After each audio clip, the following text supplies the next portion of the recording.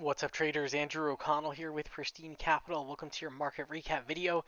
It is September 20th of 2022. Good evening, everyone. Let's take a look at these headline indices and let's talk about Fed Wednesday. The S&P 500 finished down 1.15% for the session.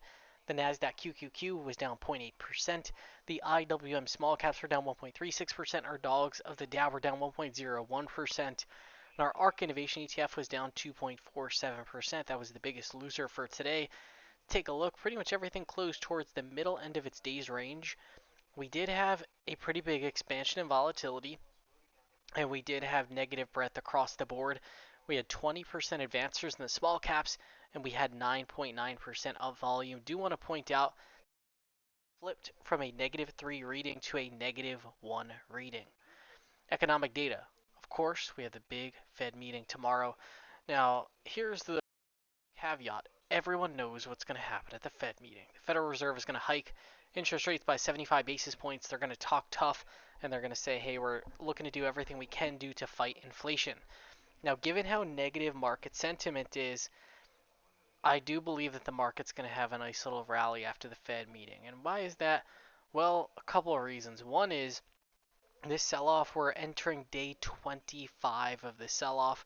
We've been tracking this against the 2020 sell-off in the fall and against the 2021 sell-off as well. And so far, this is getting pretty extended in terms of duration. We're comparing this specifically against 2021, and the sell-off is eerily similar. And we're getting towards the tail end of it. We are exiting the horrible seasonality, and we're actually going to be entering some much better seasonality. Now, keep in mind, we also do have Putin. There were some big headlines around Putin and potential escalations with the Russia and Ukraine conflict. He's going to be having a speech tomorrow as well. It's going to be pretty much right before the Fed meeting. Remember, the Fed meeting's at 2 p.m. and the presser should be at about 2:30, so keep an eye out for that, as well as Putin. So that's really the curveball, I think. Like in terms of everything else that's on the table, the inflation outlook, what's going on with interest rates, the stock market, I do think that we're due for a bounce. I think, if there's a big escalation with this geopolitical conflict, that could be, potential straw that gets in the way of a rally.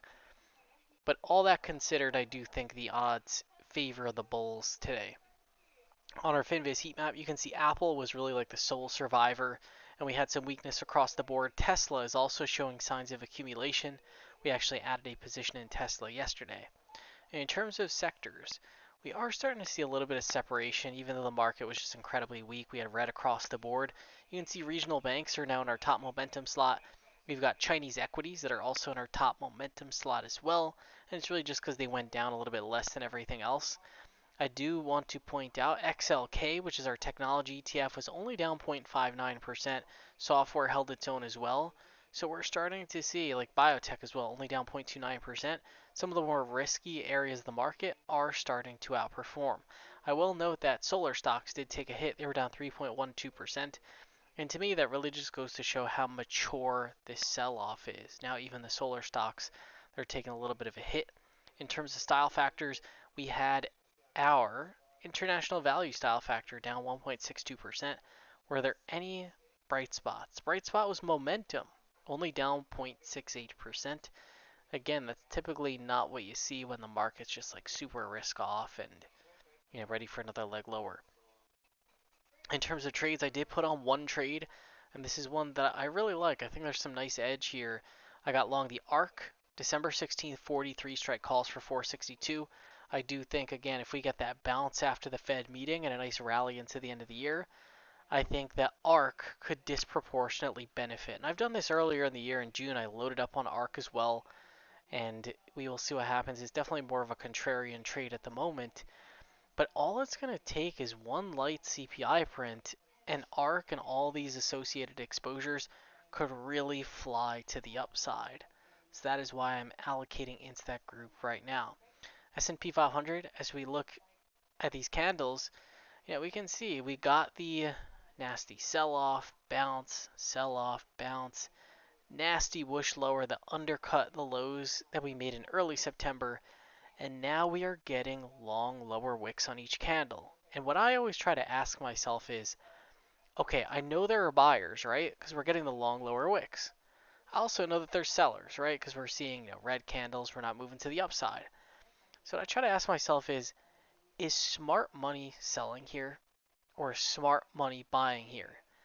And I must say, on day 24 of the sell off, I really do not believe that it's smart money that's selling. Why is that? Because smart money was selling either into this strength or on the first leg of the sell off up above 4,000 at like 4,100, 4,200. And up here we got chances at 4,300. If now on day 24 you're selling, that likely means you're getting margin called or you're just super late to the party. So I always try to think like, is it an A player selling or a B or C player? S&P 500, you can see we're getting a slight bounce in the after hours, nothing crazy. I don't expect we're going to have like a huge move to the up or downside into the Fed meeting. I think we're really just going to have to see what happens. Now, I want to put on your radar as well that especially if you're swing trading, you don't want to go too crazy over any intraday price movement tomorrow. So what I mean by that is, remember Jackson Hole? Remember how volatile the market was as Powell started to speak? Remember the market went down like well over 1%, and it was down like potentially even more than that. And then within like 2 minutes, we whipped back to positive and finished out with like a really good, strong market close.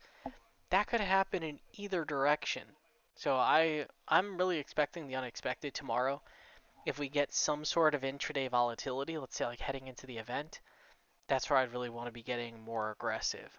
But for right now, take a look at where we are. We got this weekly value area, and we're trading right up to the bottom of that weekly value area. But we did shake out below it today. So we'll see what happens. And I know like the sentiment right now in the market, I'm very, very risk off. One of the members of our community shared a stat today, and it just showed risk taking in the marketplace. Overall risk taking is very low, positioning is very low, and of course now we're at that phase where everyone thinks, oh my gosh, the market cannot go up again. It is not allowed. Because people get conditioned. When you're on day 24, people just think like, oh, it's never going to change. And honestly, this is where I get a little bit more excited personally. Now, some of these leading stocks, they did have a setback today, like Enphase, for example. This is my largest position via common stock, down 3.64%, looking a little wobbly here. But look at the overall pattern, really not too shabby. And I mean, the fact that this one was a little bit loose and sloppy today, I mean, I guess you could see that as like a bad thing. Oh my gosh, what happens if it doesn't hold this pattern?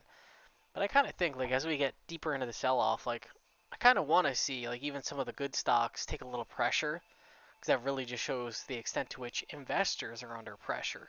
And I really just like to see that full washout in the market. Now these bonds, let's talk about these before we go into the Fed meeting. Look at the path of these 30-year Treasury futures. Ever since the beginning of August, it's been a bloodbath, right? Really no bounces, just down only. And look, we actually undercut the June lows. So if we are going to bounce, tomorrow is really like the perfect opportunity to set that in motion. I think investors, they're just completely uncertain as to what's happening. And due to that uncertainty, they're just going, all right, let's just sell, sell these treasuries, sell these equities, we have to wait for more clarity. And I could see tomorrow if we get some more clarity, getting a bounce in these bonds, getting a bounce in these 10-year treasury futures as well. Now, last thing before we break, if we look at the VIX futures term structure, we can see that it is inverted. So let's check that out. Let's go to VIX Central. This is a pretty good website just to reference. And take a look at this. Let's go wide. Let's go narrow. And yeah, it looks like maybe it's flattened out a little bit. Earlier when I checked this, we did have that inverted structure where the front month VIX future was actually trading above the back months over here. So that definitely shows that there's some panic in the marketplace. But I really do think, after tomorrow, what's going to happen? Like they're going to raise 75 bips. They're going to say some tough things. They're basically going to reiterate what they've been saying. And I think when you have so many investors that are on the sideline or short, you have not many investors that are long, and then you get more certainty. I do think that we're going to see some investors that go, all right, the world didn't end. Okay, let's buy a little bit, especially as we're heading into that strong seasonality.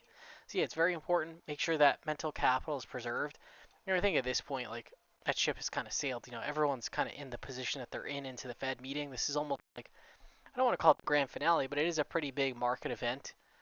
So it's just important to make sure that you're composed, you're ready for it, and you have your game plan set. So I'm definitely looking forward to tomorrow. I think it's going to be awesome. And with that being said, I will see you all tomorrow.